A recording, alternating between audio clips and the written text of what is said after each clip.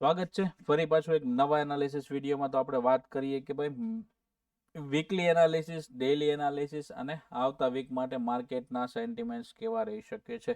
તો અત્યારે આપણી સામે વીકલી નિફ્ટીનો ચાર્ટ ઓપન છે. તો નિફ્ટીમાં આપણે જોઈ શકીએ છીએ કે અહીંયા એક સરસ મજાની બિયરિશ એંગલ્ફિંગ કેન્ડલ આપણને વીકની અંદર જોવા મળી છે.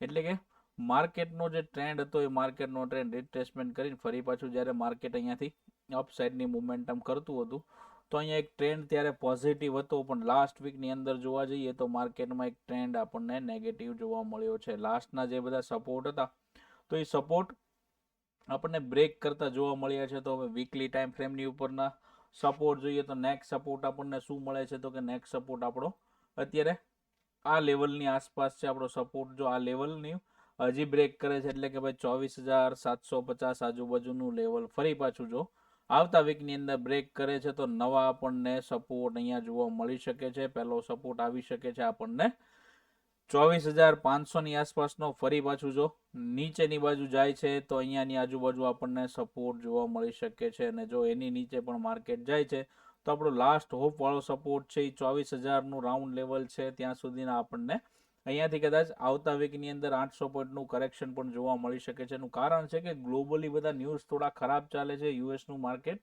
નેગેટિવ ચાલે છે તો એનાથી આપણું પણ માર્કેટ નેગેટિવ છે. ને આમ જોવા જઈએ તો થોડું હેલ્ધી રિટ્રેસમેન્ટની પણ આપણા માર્કેટને જરૂર છે. એના માટે થઈને સરસ મજાનું એક નાનું એક કરેક્શન આવી જાય તો માર્કેટ ફરી પાછું હેલ્ધી થાય. એનું કારણ છે કે નિફ્ટી ઓલ ટાઈમ હાઈ ઉપર છે. બેંક નિફ્ટી હજી ઓલ ટાઈમ હાઈ લગાવ્યો પણ નથી નવો. અને નિફ્ટીની વાત કરીએ તો નિફ્ટીએ સરસ મજાના ઓલ ટાઈમ હાઈ ઉપર માર્કેટ ફરી પાછું આપણને જોવા મળ્યું છે. જ્યારે આ હાઈ લગાવ્યો તો ફરી પાછા ત્યાંથી નવા હાઈ પણ નિફ્ટીમાં લાગેલા છે. પણ તમારા પોર્ટફોલિયોની અંદર, તમારા સ્ટોકની અંદર છે અહીંયા હાઈ લગાવ્યો ત્યારે જે મોમેન્ટમ હતી કે તમારા સ્ટોક પણ હાઈ લગાવતા હતા તો એ મોમેન્ટમ અહીંયા જોવા આપણને મળી નથી. તો એક સેન્ટિમેન્ટ્સ એવા પણ બની શકે છે કે ભાઈ માર્કેટમાં એક હેલ્ધી રિટ્રેસમેન્ટની જરૂર છે. સ્ટોકમાં પણ જો રિટ્રેસમેન્ટ વ્યવસ્થિત આવી શકે તો પછી સરસ મજાનો એક ફરી પાછો અપ ટ્રેન્ડ કન્ટિન્યુ જોવા મળી શકે છે. તો અહીંયા જે આપણા લાસ્ટ સપોર્ટ છે એ અહીંયાની બાજુ છે. ત્યાંથી જો નીચેની બાજુ આવે છે તો 400 થી લઈને 500નો સપોર્ટ આપણો ફરી પાછો એક રાઉન્ડ લેવલ જે આવતું હોય ત્યાં સાયકોલોજીકલ સપોર્ટ જે કહેવામાં આવતો હોય સપોર્ટ આપણને જોવા મળી શકે છે. ને જો એનીથી નીચે પણ માર્કેટ આવે છે તો વીકલી ટાઈમ ફ્રેમની અંદર આપણને 24,000નું લેવલ પણ જોવા મળી શકે છે. હવે વાત કરીએ કે ડેલી ટાઈમ ફ્રેમ ઉપર આપણને કેવા લેવલ બ્રેક કર્યા છે નિફ્ટીએ અને આપણને કયા સપોર્ટ રેઝિસ્ટન્સ આપણી માટે આવતીકાલ એટલે કે સોમવાર માટે આપણને જરૂરી બની શકે છે. તો જો ડેઇલી ટાઈમ ફ્રેમની અંદર અહીંયા જોવા જઈએ આપણે તો લાસ્ટ જે શુક્રવારની કેન્ડલ બની છે, શુક્રવારની અંદર એક સરસ મજાની બિયરિશ કેન્ડલ આપણને જોવા મળી છે. લાસ્ટ જે આપણો સપોર્ટ અહીંયા બનતો હતો આ સપોર્ટની અંદરથી માર્કેટે સપોર્ટ લઈને ફરી પાછું એકવાર ઉપર જવાની ટ્રાય કરી હતી પણ માર્કેટ ઉપર જઈ શક્યું નથી. ફરી પાછું ત્યાંથી ડાઉન આવી ગયું છે.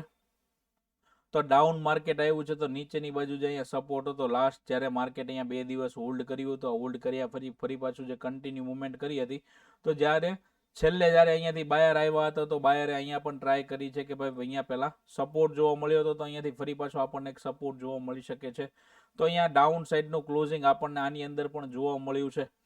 તો હવે ડેઇલી ટાઈમ ફ્રેમની અંદર આપણે શું જોઈએ કે તો ભાઈ આપણા જે ડેઇલી ટાઈમ ફ્રેમની જે કેન્ડલો છે એના સપોર્ટ આપણને જોવા મળી શકે છે. જો વધારે પેનિક માર્કેટ થઈ શકે છે તો નીચેનું જે આ લેવલ છે આ લેવલની વચ્ચે નિફ્ટીએ ઘણો બધો ટાઈમ કાઢેલો છે. તો આ લેવલ આપણી માટે એક અહીંયા પહેલા રેઝિસ્ટન્સનું કામ કરતું હતું, રેઝિસ્ટન્સ બ્રેક કર્યા પછી અહીંયા હવે આપણી પાસે સપોર્ટનું કામ કરતું આપણને જોવા મળી શકે છે.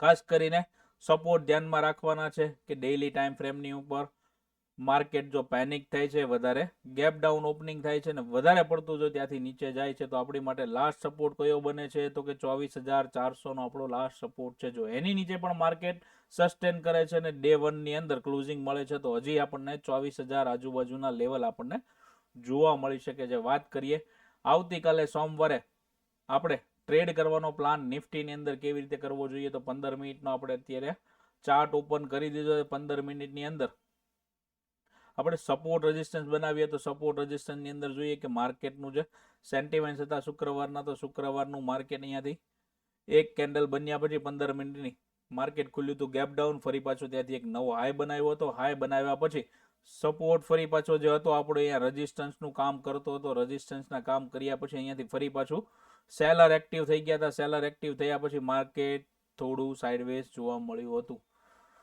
ખાસ મોમેન્ટમ નિફ્ટીની અંદર આપણને જોવા નથી મળી. એનું કારણ છે કે સેન્સેક્સની એક્સપાયરી હતી. જો નિફ્ટીની અંદર પણ સરસ મજાની મોમેન્ટમ આવે તો સેન્સેક્સની અંદર પણ મોમેન્ટમ આવે. શરૂઆતના ટાઈમમાં આપણે સરસ મજાની મોમેન્ટમ કેપ્ચર કરી છે પુટ સાઇડની અંદર, અને લાસ્ટમાં જોવા જઈએ તો 0-0 થાય એવા કાંઈ સેન્ટિમેન્ટ સેન્સેક્સની અંદર મળ્યા નહોતા.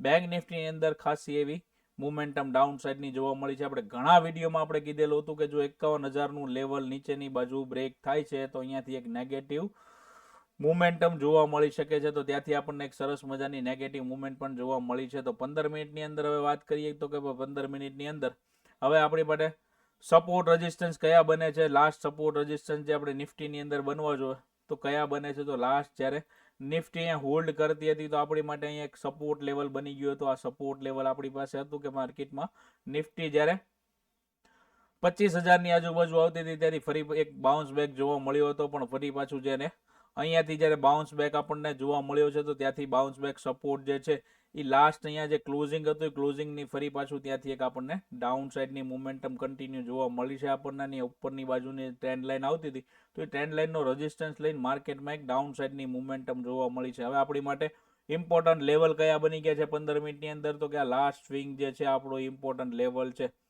જો માર્કેટનું ઓપનિંગ ફ્લેટ ઓપનિંગ થાય છે તો આપણી માટે ઉપરની બાજુ આ રેઝિસ્ટન્સ છે, એટલે કે ભાઈ 900 આજુબાજુ 24,900નો આપણી માટે રેઝિસ્ટન્સ છે, અને નીચે જોવા જઈએ તો 24,800નો આપણી પાસે સપોર્ટ છે.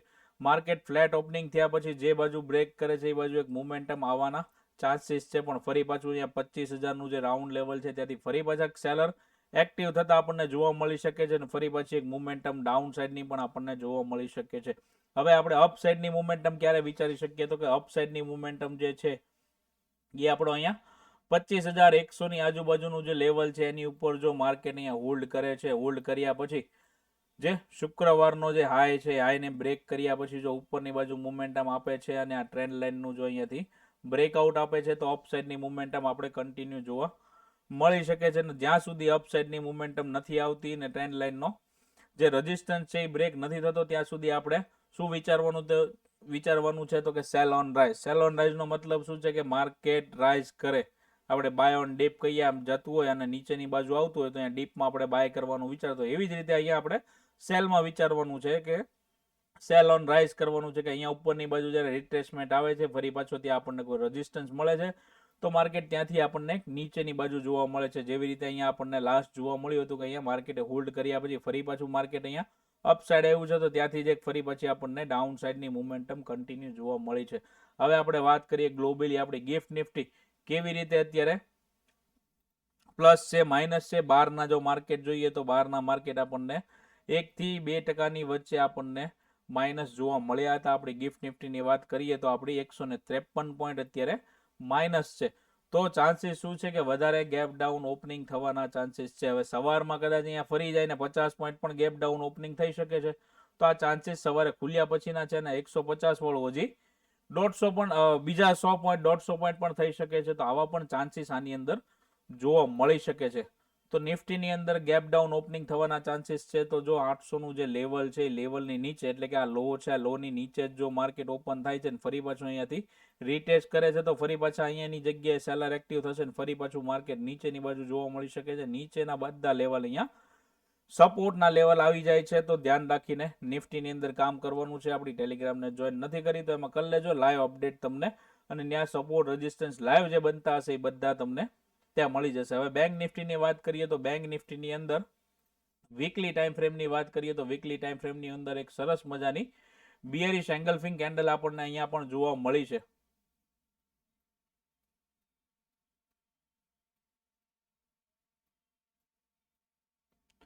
તો જે લાસ્ટ આપણે થોડા દિવસથી વાત કરતા હતા કે ભાઈ નિફ્ટીની બેંક નિફ્ટીની, તો બેંક નિફ્ટીની અંદરથી એક જ રેન્જમાં માર્કેટ લાસ્ટ વીકમાં હતું.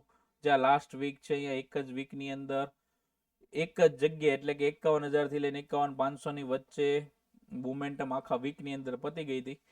આજે આ વીકની અંદર જોવા જઈએ તો પણ અડધા દિવસો આપણા એમાં જ ગયા છે અને શુક્રવારનો જે લાસ્ટ દિવસ હતો એ અહીંયા બિયરિશ એંગલ્ફિંગ થી વીકલી ટાઈમ ફ્રેમ ઉપર આપણે અહીંયા બ્રેકડાઉન આપણને જોવા મળ્યું છે. તો આ બ્રેકડાઉન થયું છે તો સક્સેસફુલ થાય કે કેમ? તો સક્સેસફુલ કેવી રીતે થાય? તો કે આ લાસ્ટ એનો જે સપોર્ટ હતો,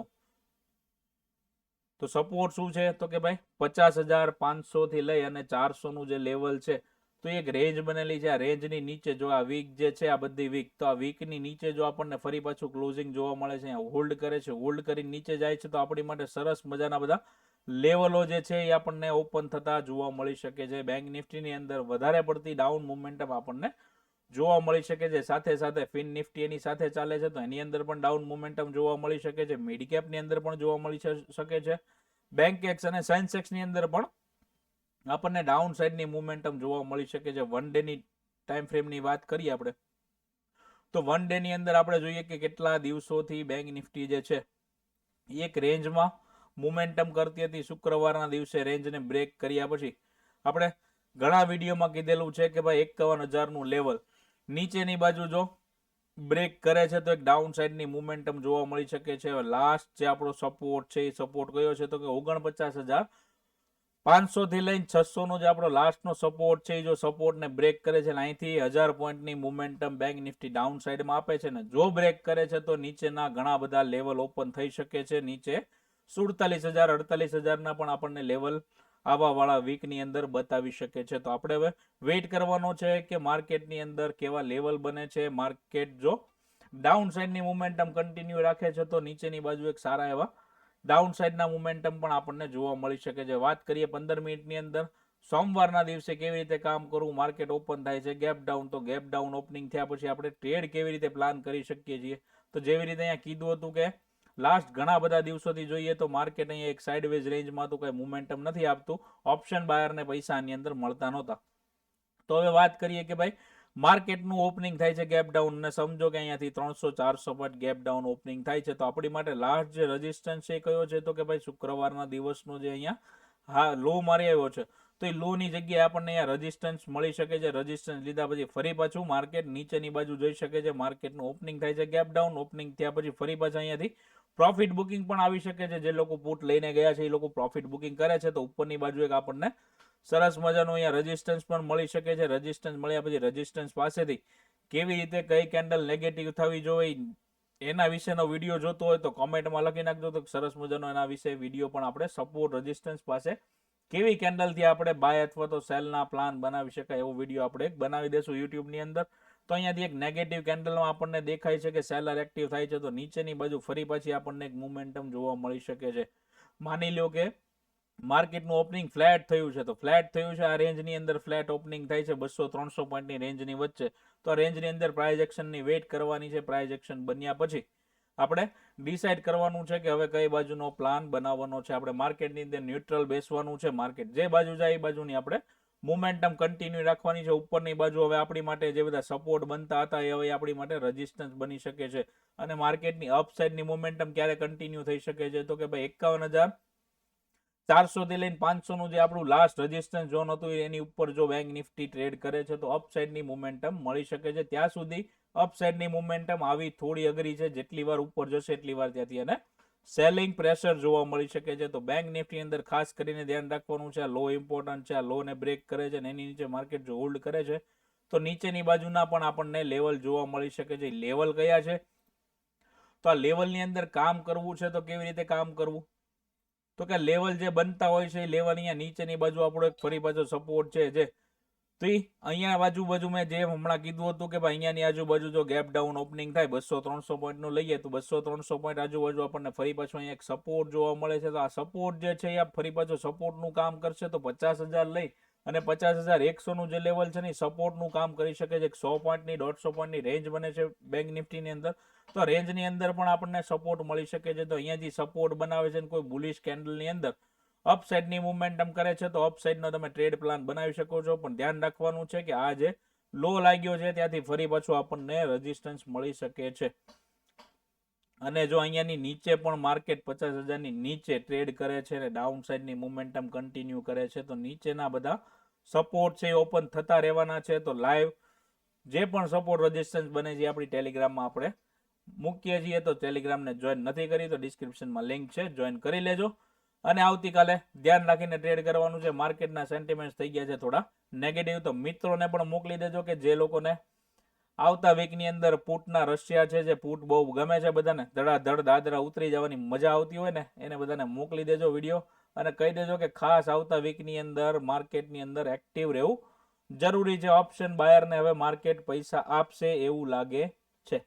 તો વિડીયો ગમ્યો હોય તો લાઈક કરી દેજો, શેર કરી દેજો, કોમેન્ટ કરી દેજો અને સબસ્ક્રાઇબ નથી કરી ચેનલને તો સબસ્ક્રાઇબ જરૂર કરી લેજો. આવજો મિત્રો, જય ભારત, જય હિન્દ.